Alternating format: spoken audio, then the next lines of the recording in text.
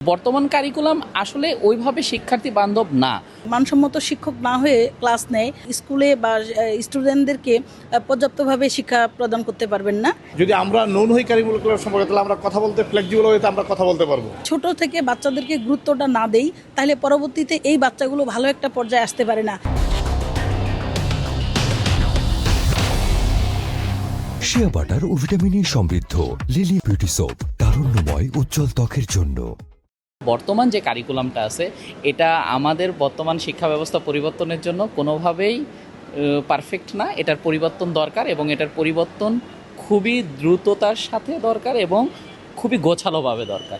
আমাদের প্রাথমিক শিক্ষার পর্যায়ে যে কারিকুলাম রয়েছে সেটি অবশ্যই মানসম্মত করা প্রয়োজন, কারণ এখন যে কারিকুলাম রয়েছে সেটা আন্তর্জাতিক মানের নয় এবং আমাদের সন্তানরা এখন শুধু বাংলাদেশের নাগরিক নয়, এরা বিশ্বজনীন এবং সারা পৃথিবীর নাগরিক হিসাবে তাদেরকে গড়ে তুলতে হবে। কারণ ভবিষ্যতে চ্যালেঞ্জ মোকাবেলা করতে গেলে ভিন্ন দেশের সন্তানদের সাথে আমাদের কিন্তু প্রতিযোগিতায় অংশগ্রহণ করতে হবে। অতএব এটা পরিবর্তন করা এবং এটা মানসম্মত করা জরুরি বলে আমি মনে করি। বিভিন্ন স্কুলগুলোতে স্পোকেনের জন্য আরও কিছু বাড়ানো দরকার।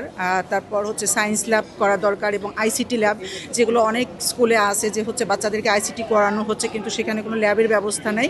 আমার মনে হয় যে এই জিনিসগুলো যদি আমরা আরও তুলে ধরি এবং স্কুলগুলোতে আমরা ইনক্লুডেড করি, তাহলে আমাদের শিক্ষার মান আরও ভালো হবে এবং আমরা যে কারিকুলামটা আছে অবশ্যই আমরা স্যাটিসফাইড। বর্তমান কারিকুলাম আসলে ওইভাবে শিক্ষার্থী বান্ধব না। প্রত্যেকটা জিনিসেরই একটা পজিটিভ এবং নেগেটিভ সাইড আছে। তো বর্তমান শিক্ষা ব্যবস্থা যেটা চলমান আছে এটা আসলে আমাদের শিক্ষার্থীদের জন্য যুগোপযোগী না। তো এটার পরিবর্তনটা খুবই দরকার এবং বর্তমান সরকার এটার জন্য পদক্ষেপ নিচ্ছে। এটা খুবই ভালো একটা উদ্যোগ।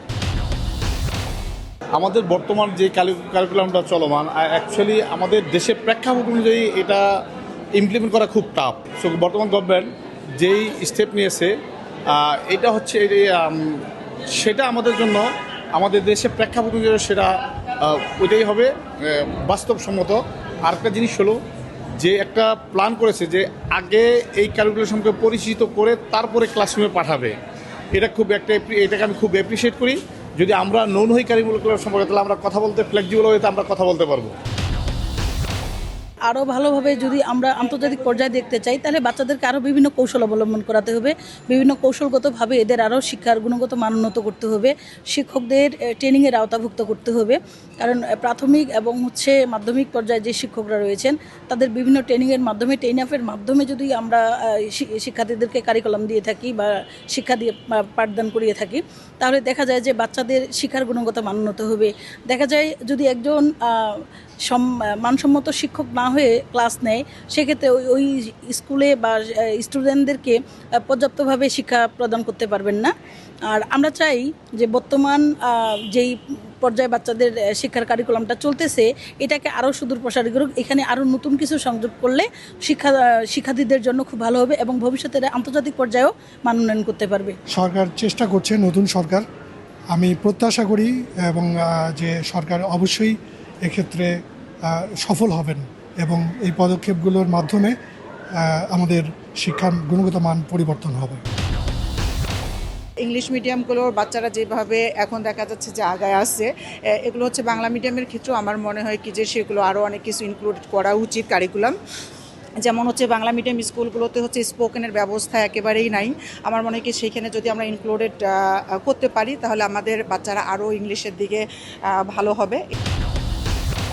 প্রাথমিক পর্যায়ে প্রি প্রাইমারি বা প্রাথমিক পর্যায়ে যে হাতেখড়ির বিষয়টা আছে, যদি আমরা ছোট থেকে বাচ্চাদেরকে গুরুত্বটা না দেই, তাহলে পরবর্তীতে এই বাচ্চাগুলো ভালো একটা পর্যায়ে আসতে পারে না। আর যদি শুরু থেকে গুরুত্বটা দেই, তাহলে পরবর্তী এই বাচ্চাদেরকে নিয়ে খুব ভালো কিছু করা যাবে বলে আমি আশা করি।